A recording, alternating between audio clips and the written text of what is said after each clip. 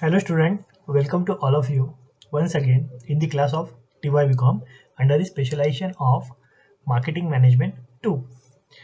In our last lecture, we had seen the basic introduction of marketing organization, the scope of marketing organization, and the factors which can be influencing the marketing organization. In those factors, we have studied the internal and external factors in details. Now, in our today's lecture, we are going to learn the remaining most important concept from the unit of marketing organization. So let's move on the study content first. So student, these are the study content of our today's session. Number one is types of marketing organization and number two is essential of an effective marketing organization. So let's move on the next slide. Types of marketing organization. Under the types of marketing organization, we are going to learn the detailed concept and the detailed classification of marketing organization. Under the classification of marketing organization, we are going to learn the merits, demerits, organizational structure of each and every type of marketing organization. Generally, marketing tasks can be grouped according to the function, products, geographical areas, and types of customer classes towards whom the marketing activities are to be directed. Broadly speaking, the marketing organization is a business can be structured in one of the patterns indicated the above. Type number one is functional division marketing organization. Under this type, the activities are grouped on the basis of functions to be performed such as product, planning, marketing research, advertising, and sales.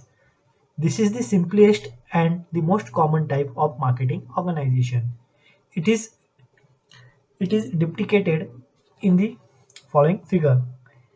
It can be seen from the above chart that after the managing director, there are four managers in charge of separate functions, namely marketing, production, finance, personnel, etc. Under the marketing vice president, the functions are delegated to each separate manager in charge of functions such as a marketing, research, sales, new product manager, advertising, product planning, and sales promotion. Thus, similar activities are grouped together into major departments and placed under an executive who reports to the higher executive.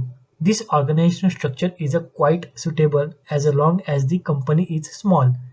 In a big size of organization, this kind of structure may create a major difficulties. Along with the organizational chart, there should be advantages and disadvantages are given. Some advantages includes under the functional organizations are division of work based on specialization, relieves lines executives of routine and specialized function, promotes application of expert knowledge, helps increase overall efficiency, and disadvantage includes leads to complex relationship, makes coordination ineffective, promotes centralization, lack of coordination.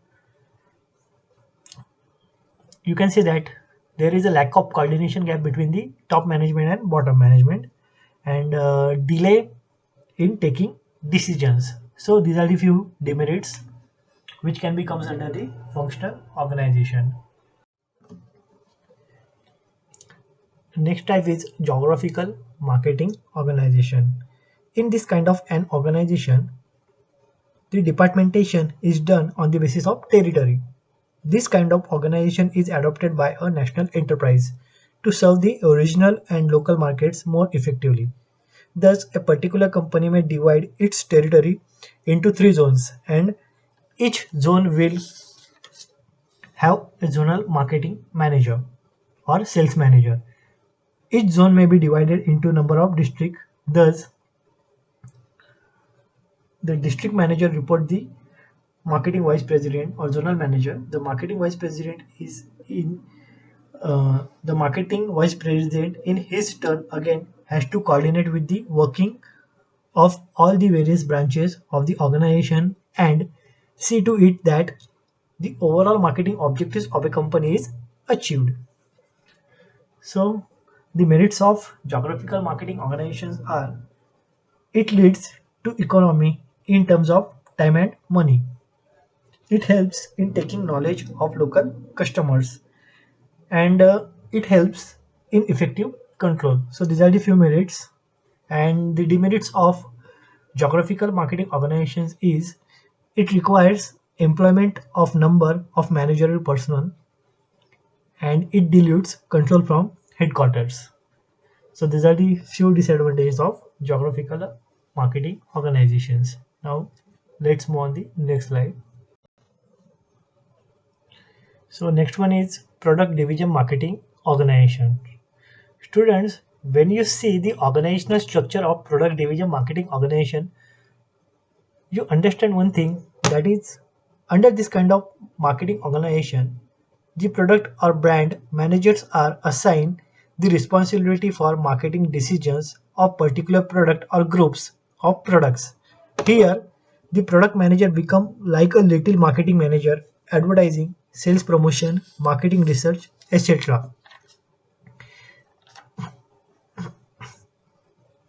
This organization can be centralized staff activity. Here, the product manager takes executive decisions regarding to the matters such as advertising and sales promotion after taking necessary suggestions from the advertising manager and the sales promotion manager respectively. So, some merits of product division marketing organization includes the salesman can render better customer service as they possess good knowledge of product and may have close contact with the customers.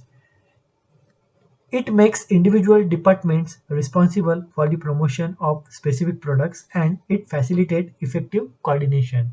And the demerits of product division marketing organization includes number one, it increase the employment of number of managerial personnel. Number two, many salesmen of same enterprise attend same customer each representing a separate product which creates confusion in the mind of customers. And last one is there may be duplication of activities. So these are the few disadvantages of product division marketing organization.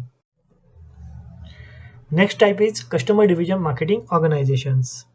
Nowadays, companies are more and more consumer oriented, so there is a tendency to set up organizational units around the customers. When the customer groups have dramatically different needs and when the groups are large enough to warrant individual attention, then this kind of a structure is adopted. Separate groups are designated so Separate groups are designated who are responsible for marketing programs. They are responsible for different classes of customers such as distributors, retailers and customers.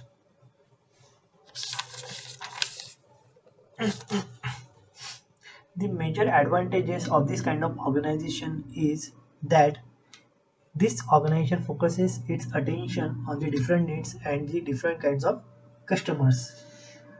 Also, the merit of this organization includes it takes into the accounts needs of each class of customers. It provides specialization among the enterprise staff. And some disadvantages of this organization are number one, it may lead to underutilization of resources in same department. Number two, there may be duplication of activities. And number three, this type of sales organization are not suitable for small enterprises. Next one is combined type marketing organization. You can also say that as marketing organizational structure. When the number of products increase as well as the markets served by the company become more and more complex, if this particular type of organization structure will not suit the needs of the such company. In such situation, a combination of various types of marketing organization is done. This is known as a combined organizational structure. The advantages of this kind of organizational structure is that maximum advantages of all dimensions can be taken. However, such a structure, control and coordination is difficult and the responsibility cannot be easily fixed. The levels of management are also too many in this kind of marketing organization. So let's move on the next slide. So this is the last concept which we are going to learn under the unit number 3, essentials of an effective marketing organizations. The following major important factors are essential of an effective marketing organizations. Number one is combination of functions. All the functions related to marketing organization should be combining effectively for X activities or functions such as a training, product development and product planning, sales, market research, advertising, after sales service should be combined and assigned to right marketing organizations to achieve the benefits of specialization. Number two is assignment of duties. The principle of division of labor is followed while assigning the duties of the marketing personnel. The likes and dislikes, attitude towards work, qualification, experience, initiative, conveying ability, and risk taking capacity of the individual should be considered while the assigning of duties. Number three, fixation of responsibility. The activities assigned or functions allotted cannot be performed well according to the expectations of management unless responsibility of each individual in the process of marketing organization is fixed to get the work done. Authority should be delegated from top to bottom and responsibility should be fixed. Authority and responsibility should always go hand in hand. Next one is coordination. There should be proper coordination among people and the work assigned to them. In the process of marketing organization, different people work at different places. Salesmen undertake tours and visit by doing field work. Sales manager work at head office. Branch manager normally operates from the branch office. If proper coordination is not made among such personnel or such employees, their efficiency decreases and marketing organization suffers in long run. To conclude, effective communication should be done among marketing personnel with coordinated approach. Next one is effective leadership. The business without leadership is like a human being without skeleton or watch without mainspring. Dynamic leadership is required to direct the efforts of the people in the approach manner. Marketing manager is a person who could provide such leadership to achieve predetermined objective of marketing organization as per the plan or schedule. And number 6 is adequate finance. An adequate vehicle cannot run smoothly without the fuel. Similarly, an organization cannot operate successfully without the adequate finance. It is treated as a life-giving blood to the any type of business organizations. So let's move on the next slide.